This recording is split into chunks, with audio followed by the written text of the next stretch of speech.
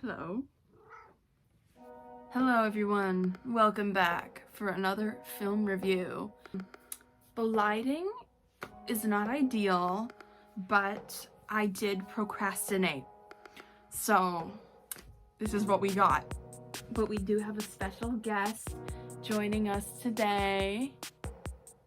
Say hello.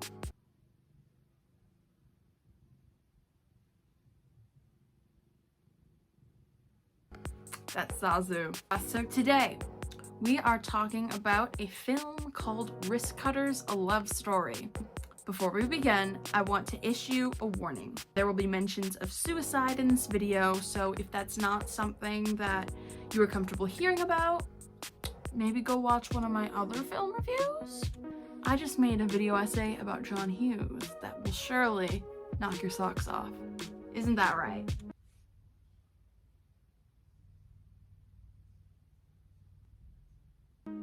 I'm looking up how to pronounce the director's name.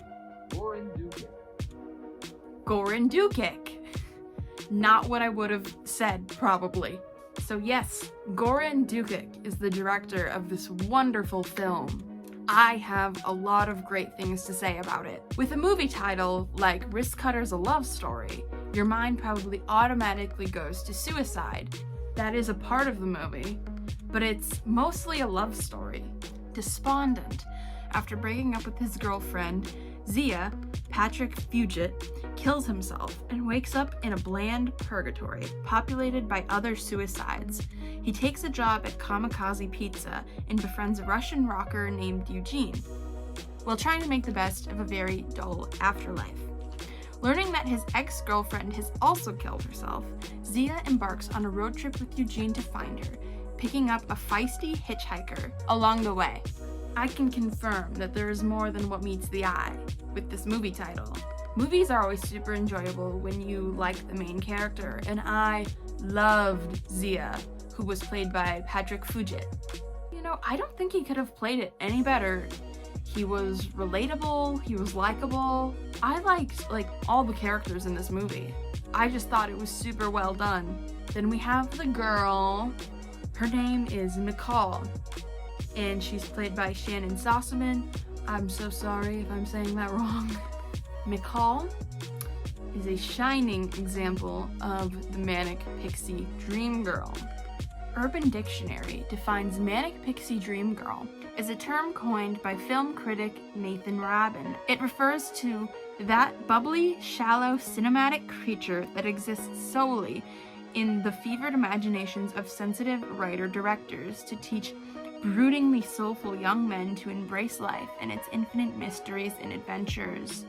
A pretty outgoing, wacky female romantic lead whose sole purpose is to help broody male characters lighten up and enjoy their lives. I can confirm that Mikal embodies this definition.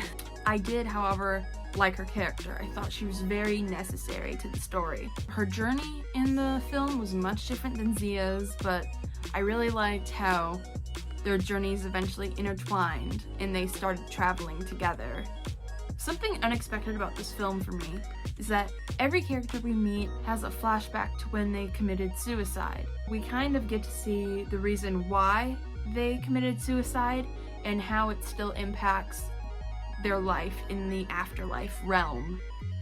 I thought that was a really good thing to include because it gave us background on a lot of the side characters we might not have cared about as much had we not known their backstory. Spoil anything, but I loved the ending of this movie. I thought it was perfect. Nothing could have been better. So, I mean, if that's not enough incentive for you to watch it. And then also, there were just so many great little details. The one that I think of immediately is that part of what makes the afterlife so dreary and worse than Earth in this universe is the absence of stars in the sky. Oh, there's a scene where Zia and Mikal light some matches that float up into the sky, you know, because it's the afterlife and there's less rules. Don't look at me like that. She looks like she's gonna bite me. So they float up into the sky and They look like stars up in the sky. I just thought it was really creative and very symbolic. I am not exaggerating when I say that this movie is very 2006. If you lived through that time, even though I was 3 years old, I remember the early 2000s. The whole time I was watching this film, I noticed the music, costuming, set, quality of the film.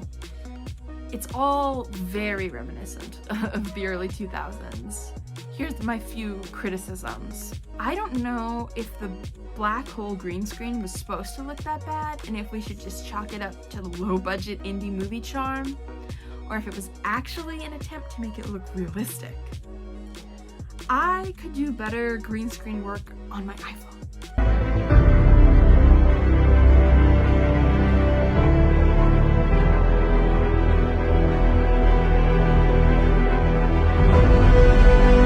The dimly lit set was hard to look at for so long. It clearly conveyed a difference between the real world and the afterlife realm. All the shots that were meant to be in the real world were more saturated, more colorful. And I will say, when Will Arnett came into the picture, that's when I got like just a little bit lost. The story, I felt like it became muddled and confusing, only for a few minutes, but that whole scene with the castle, I was so lost. All in all, I really enjoyed this movie. It's really... Suicide is a part of this film, but I think it's more about the characters and their story and their development and relationships, and I just think it's great. Give it a watch if you're able to. That's all we have for you today. If you want to see more film reviews, subscribe. Do you have anything to add?